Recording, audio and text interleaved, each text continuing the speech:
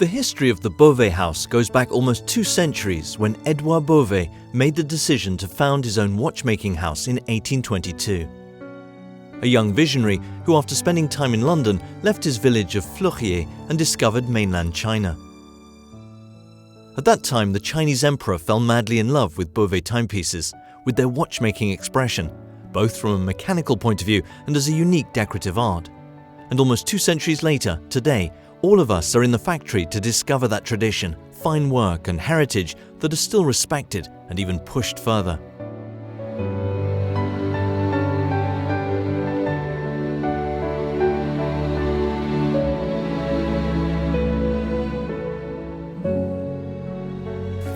When I took over the Bovet house in 2001, my only dream was to give the Bovet house its nobility, its manufacturing density, its watchmaking substance, while supporting its decorative art.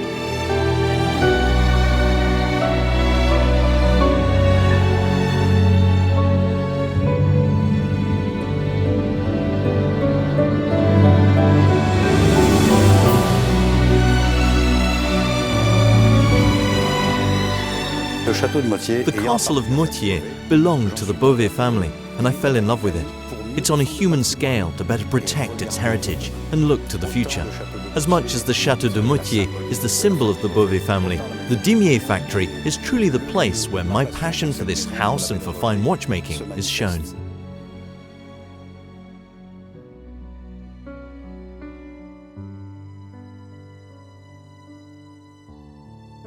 I decided to call it the Dimier factory because we make watch components for other respectable watch brands, also for aeronautics.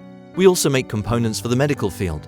And it's here that we think up, that we develop with our watchmakers, our engineers, our builders, all of our craftsmen, all the movements that are 100% made between these walls. Whether it be the bridges, the plates, the components, the gear trains, the exhausts, right up to this hairspring, which is the heart of the timepiece and which makes us proud. By traveling through all our workshops, you find 43 different trades: engineers, watchmakers, stamps, sketches, bar turning, wire erosion, milling, decoration, control, dials. The dial is an absolute art, and I think you can really appreciate to what level we push the quality of our dials. Miniature painters, engravers. In watchmaking, we also apply this sense of detail, which is pushed to the limit. There can be no component, no termination that can be left out.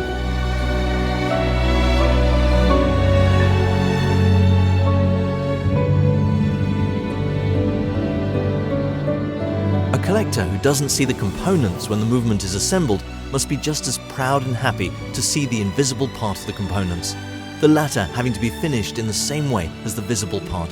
It's the soul of the House of Bovet to precisely meet the real definition of luxury, namely a very unique identity, discretionary quantities, and most importantly, with everything made by craftsmen. Quantity at Bovet is not the essence. It's above all quality, exclusiveness, research, development, watchmaking density, decorative art.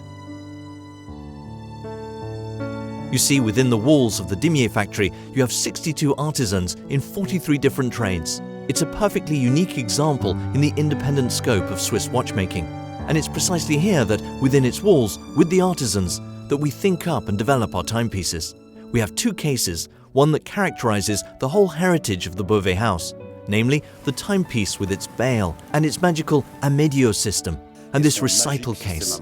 Since true luxury is a question of identity above all, the writing case of the recital cases is once again completely unique, perfectly recognizable, and you'll never confuse it with any other.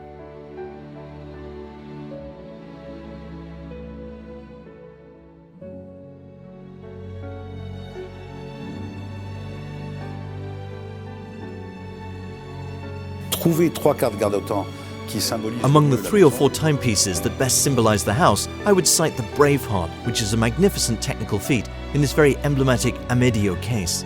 On the other hand, the Virtuoso 8, this tourbillon, has 10 days of power reserve and a magnificent big date with a movement completely decorated by hand. Or the start of this magnificent adventure of the recital, the shooting star, l'Asterium, or even le Grand Récital, which was honored with the Grand Prix de l'Horlogerie de Genève, with the L'Aiguille d'Or. And today these sapphire cases with the Brainstorm, without forgetting that the brainstorm in a sapphire case was considered to be the most complex sapphire case, and that it deserved the distinction that we received this year, among the 5 others. In the near future, the house has many projects, and in particular 3 moments which will be very important, I hope, at the start of this new decade. Namely 2 major watchmaking achievements, and a third that after 500 years of watchmaking history has not been expressed by anyone. Sometimes these are ideas that may seem simple, but which are actually very complex to realize, absolutely innovative, as is the case at the house since the 2006 fiscal year. With respect for this unique heritage of the House of Bovet, its innovation, and once again based on a watchmaking tradition where the craftsman is at the heart of the timepiece.